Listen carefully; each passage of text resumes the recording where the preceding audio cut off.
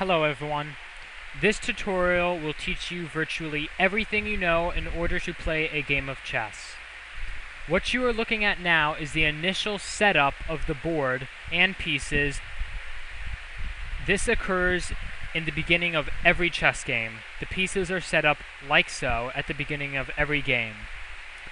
First, I want you to take a look at the board. If you look at the bottom of the board, you see the letters A through H. And on the side of the board, you see the numbers 1 through 8.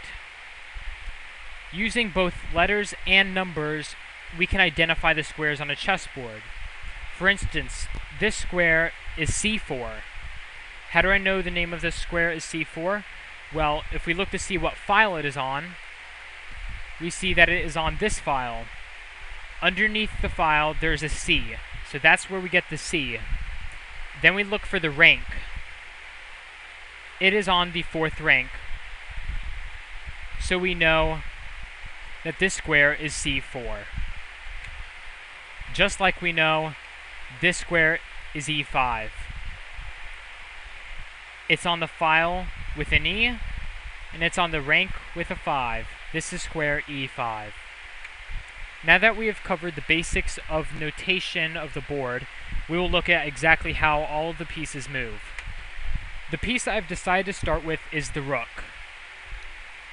The rook can move in any of the following directions. Along this vertical, or along this horizontal.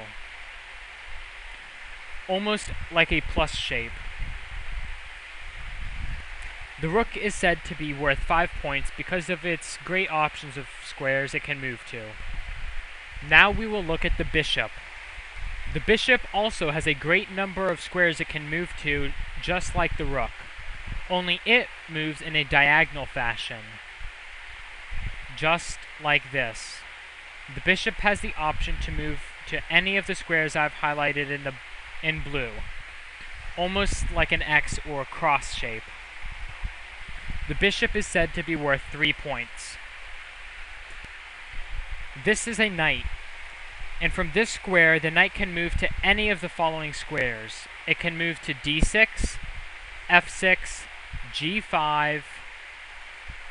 It can move to G3, F2, D2, C3, or C5. And the knight is unique and set apart from all the other pieces because it can jump over other pieces. So if there were pieces here, the knight would have no trouble getting to the squares I have highlighted in red because it simply jumps over those pieces. Now, how exactly does the knight arrive at these squares? The knight takes an awkward-looking journey. It travels in the shape of an L. It goes down 2 squares and over 1 square. And if we look, this almost looks like an L shape. This L can be flipped and rotated any way in order to get to any of the squares I've highlighted in red. So if it wanted to get to the square D2, it would take this journey. If it wanted to get to the square C5, it would take this journey. And the knight moves in this direction to get to any of these squares. The knight, just like the bishop, is said to be worth 3 points. This is the queen. The queen is a mixture of both the rook and the bishop. What I mean by that is that the queen can move across any vertical or horizontal, just like the rook. The queen also has the option of moving along any diagonal. So the queen can access any of the squares I have highlighted in blue. The queen is the most powerful piece on a chessboard, and because of the numerous options that the queen has as far as moving, the queen is the most highest valued piece and is said to be worth 9 points. This is the king. The king is much like the queen in the fact that it can move to any horizontal or vertical, but it can only move 1 square at a time. there are special cases where the king is forced to move. This case is called check. For all intents and purposes, let's say there's a bishop here on the square g6. From this square, the bishop is checking the white king. Let's just take a look at what squares the bishop is controlling. The bishop is controlling all of these squares. And as you can see, the bishop is attacking the white king. If you are in this position, the king must immediately move out of check, meaning the king must move to a square where it is no longer being attacked by your black's pieces, which means that any of these squares that are highlighted are candidate moves. From this square, the king can access any of these squares because it is not being attacked by the bishop. As we see, it cannot access f5 because the bishop, or d3 because of the bishop. The bishop is controlling the squares right through this diagonal, so the king must move to any of these 6 squares. Just to conclude, if it is black's move and black decides to move his bishop here, it is then checking the white king. The king must then make use of a square that is not being controlled by the attacking piece. The king also does not have a point value. It is not worth any amount of points. It is essentially priceless. There is no number of points you can put on the king, because if the king is lost, the game is too. And by lost, I'm not meaning that your opponent takes the white king. I mean that the king is checkmated. This position is checkmate, meaning that the white king has no squares that it can go to, and it cannot capture the attacking piece, which in this case is the rook.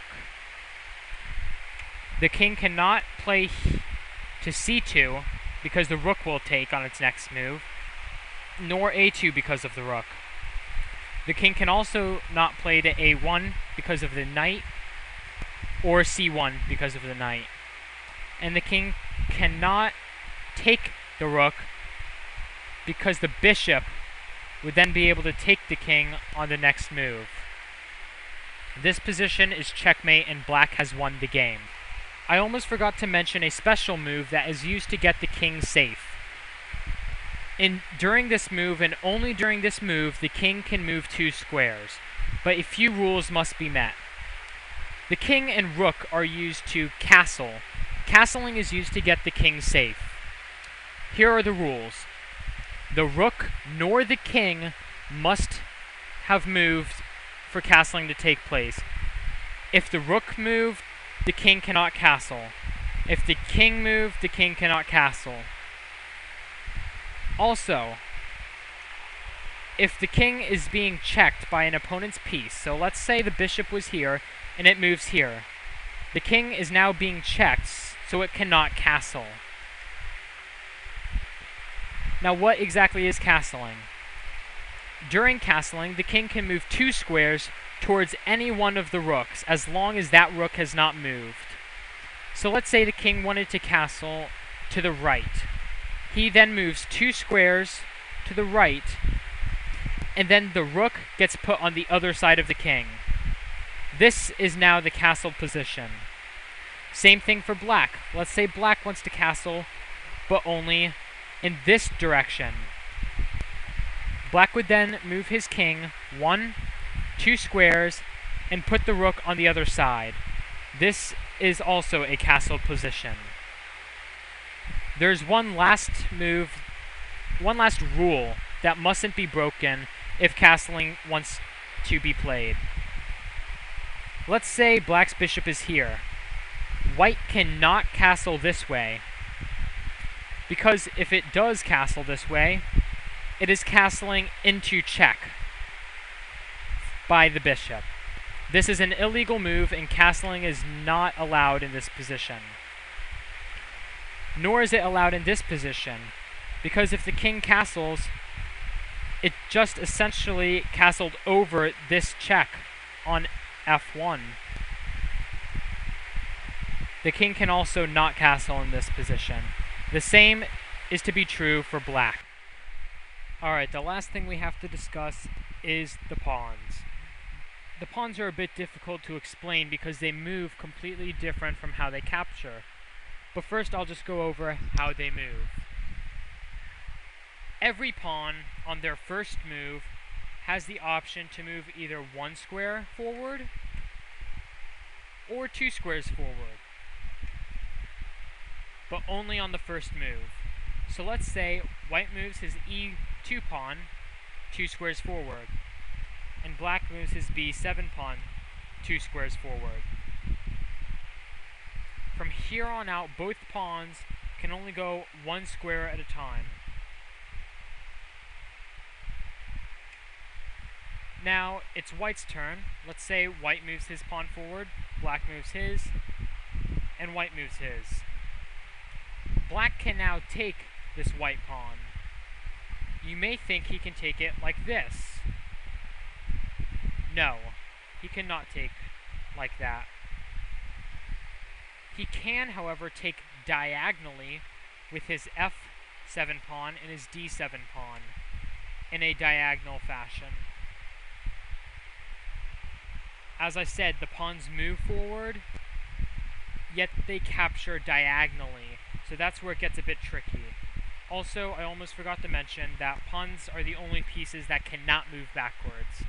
So, once you move a pawn, it keeps going. You can't move it backwards. But, either way, in this position, black could either take white like this, or like this. Let's say black takes like this. It is now white's move. And now we are going to discuss a special move that deals with the pawns alone. And this special move is called en passant. There are 3 rules that must be followed for en passant to take place. Firstly, your opposing side pawn must move 2 squares, that's the first requirement, directly next to you. That's the second requirement. This white pawn just moved 2 squares, and now it is directly next to the black pawn. The third requirement is that en passant must take place now. It's one of those now or never type of moves. If you wait a move and then try to do this special move, it won't work. But either way, it's now black's move, and black can actually take this white pawn by doing this. And that white pawn's gone. This can also occur the other way. White moves 2 squares up directly next to the black pawn, and only now does black have the option to take en passant. Also, we have to cover one more thing. If any of the white pawns reach this back rank right here, the 8th rank, or if any of the black pawns reach this rank, they go through what is called pawn promotion. So let's say white moves here, black moves here, white moves here, and black hits this rank. What happens is he now has the option to change this pawn into either a queen, bishop, rook, or a knight. So this is definitely a very helpful thing to consider in a chess game, because it's black's move, and now black can come here to c1 and exchange that piece for a queen, and now black will just kill the game. So that's definitely a very good thing that you must be aware of in chess. This concludes my tutorial on how to play chess. You should now know the basics of how to play this very complex game. Good luck to you.